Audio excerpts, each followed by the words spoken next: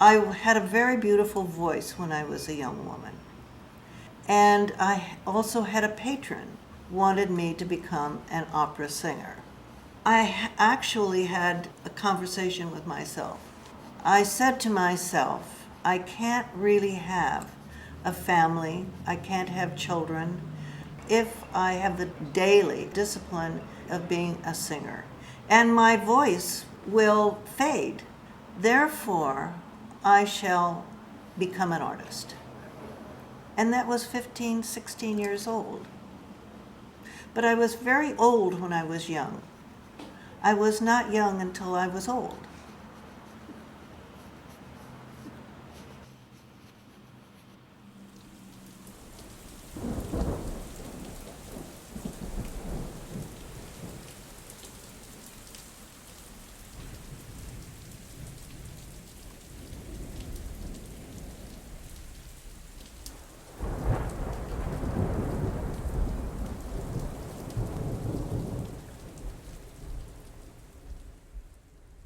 From the time I was 3 years old, I was very intrigued by my childhood Mother Goose book. It's always been on a table near my bed. I'm using all kinds of nursery rhymes to tell these very difficult stories. The nursery rhymes are almost evil.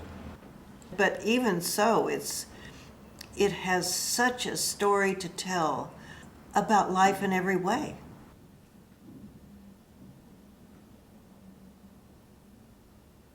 The most difficult period of my life, my grandmother and grandfather brought me to Los Angeles to be with my parents. My father had been in prison, and they, of course, didn't want to tell an 8-year-old, 9-year-old girl that the father was in prison, so they made up the nice stories that he was in the hospital.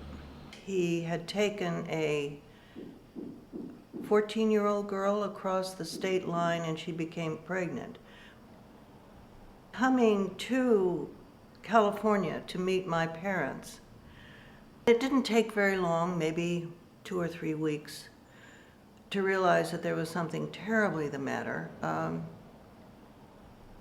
My father became violent for whatever reason, and my mother was struck.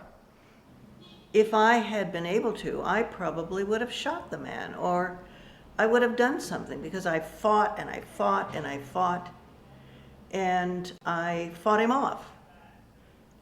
My first marriage came about because I really knew I had to leave. As this shy young woman, my high school sweetheart was a Marine. I didn't know him and he didn't know me.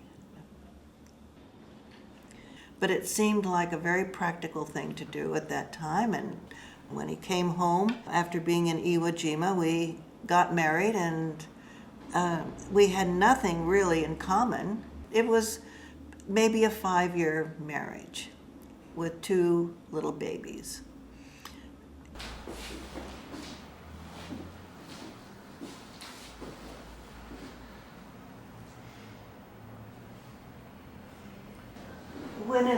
When I use the diminishing glass, I could see everything. I mean, it pushes it back about 10 feet. And this is how in a small studio you can paint big things.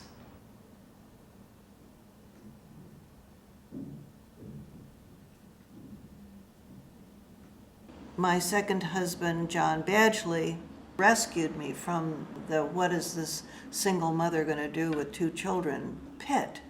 I was pretty much of a country bumpkin. It was like a Pygmalion, right? And I went from being this little shy girl to a very pretty woman, which was a bit heady at times. Now, John was very encouraging to me. He wanted me to be this artist. On the other hand, do men really want their wives to shine and I began to shine. And that was difficult for him. It was difficult for me.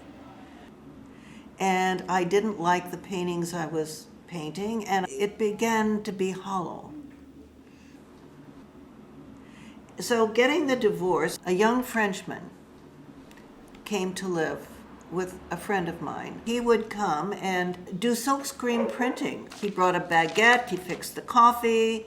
He was 22 years younger than I was, but he seemed like he was perhaps Methuselah, a very creative Methuselah, or so it seemed. We, 2 years later, went to France to his village where he had grown up, a little village in the south of France, Biot. I'm 50. He's 27. We're in a village. I have no identity. I can't speak French. I broke down.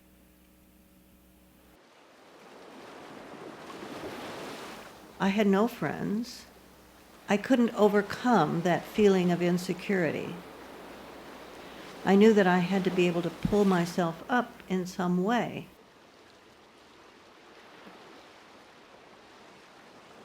So I devised a plan to do a portrait of this French village, drawing and painting 65 of the people who gave the village its unique spirit and life. This was my first group portrait.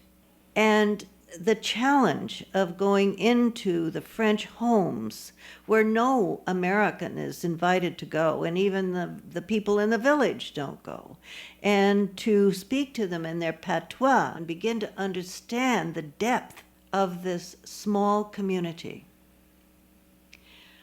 I triumphed.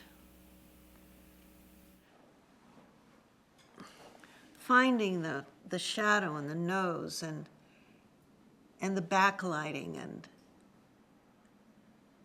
it's a love affair.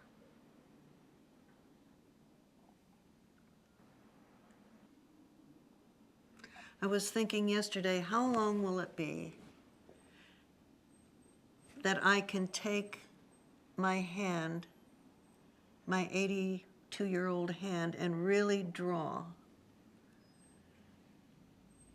I'm being very, very careful about that. Watching myself. How long can I do this?